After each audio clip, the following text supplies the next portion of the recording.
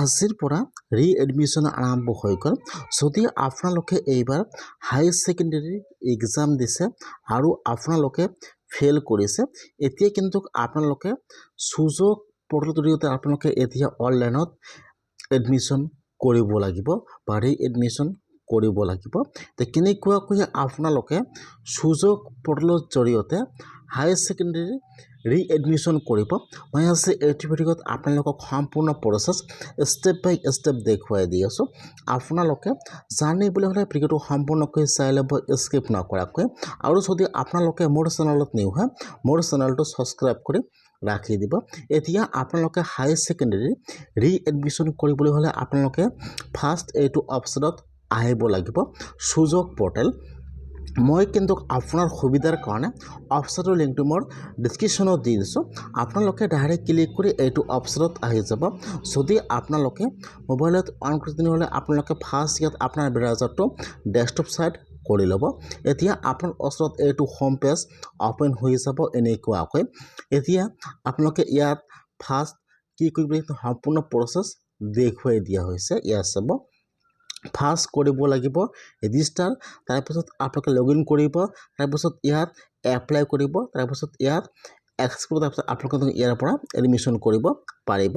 কেনেকুৱাকৈ আপোনালোকে ফাৰ্ষ্ট কেনেকৈ ৰেজিষ্টাৰ কৰিব ইয়াত চাই লওক।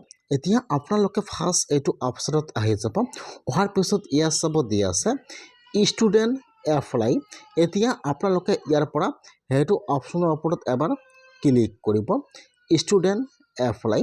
এতিয়া কিন্তু আপোনাৰ ওচৰত আৰু এটা নতুন পেজ ইয়াত অ'পেন হৈ যাব এনেকুৱাকৈ।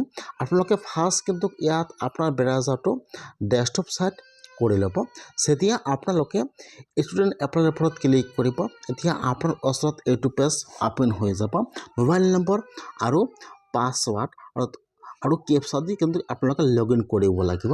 এতিয়া কিন্তু আপোনালোকে ফাৰ্ষ্ট ইয়াত ইউজাৰ আই ডি আৰু পাছৱাৰ্ডটো বনাব লাগিব। ইয়াত চাব তলত দিয়া আছে কাৰেক্ট নিউ একাউণ্ট। এতিয়া আপোনালোকে ফাৰ্ষ্ট সেইটো অপশ্যনৰ ওপৰত এবাৰ ক্লিক কৰিব, কাৰেক্ট নিউ একাউণ্ট।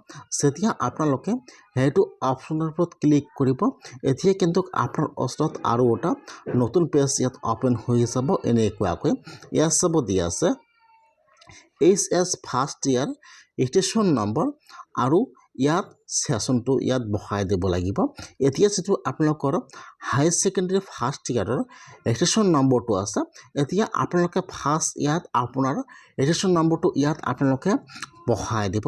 তাৰপিছত ইয়াত চাব দিয়া আছে ছেশ্যন। এতিয়া আপোনালোকে ছেশ্যনত ক্লিক কৰিব। এতিয়া আপোনালোকে কিমান চনত ফেইল কৰিছে আপোনালোকে ইয়াত চনটো ছেট কৰি ল'ব লাগিব, 24-25 নে 23-24 নে 22-23। ইয়াত কিন্তু খালী তিনিটা অপশ্যন দিয়া আছে, 22-23, 23-24 আৰু 24-25। এতিয়া আপোনালোকে ফাৰ্ষ্ট ইয়াত আপোনাৰ হায়াৰ ছেকেণ্ডেৰী ফাৰ্ষ্ট ইয়াৰৰ ৰেজিষ্ট্ৰেশ্যন নম্বৰটো বহাই দিব আৰু ইয়াত আপোনালোকে এতিয়া চাৰ্চৰ ওপৰত ক্লিক কৰিব লাগিব। তাৰপিছত ইয়াত আপোনাৰ ডিটেইলছ সম্পূৰ্ণ অ'পেন হৈ যাব। তাৰপিছত আপোনালোকে এইটো অপশ্যনৰ ওপৰত সম্পূৰ্ণ ফৰ্ম ফিল আপ কৰিব লাগিব। যিহেতু বৰ্তমান মোৰ লগত ৰেজিষ্ট্ৰেশ্যন নম্বৰো নাই আৰু ইয়াত একো নাই, সেইকাৰণে মই আপোনালোকক দেখিব পৰা নাই। মই আপোনালোকক নেক্সট ভিডিঅ'ত সম্পূৰ্ণ প্ৰচেছ দেখুৱাই দিছোঁ কেনেকুৱাকৈ আপোনালোকে হায়াৰ ছেকেণ্ডেৰী ৰিএডমিশ্যন কৰিব লাগিব। নেক্সট ভিডিঅ' ফুল ভিডিঅ' আহি আছে।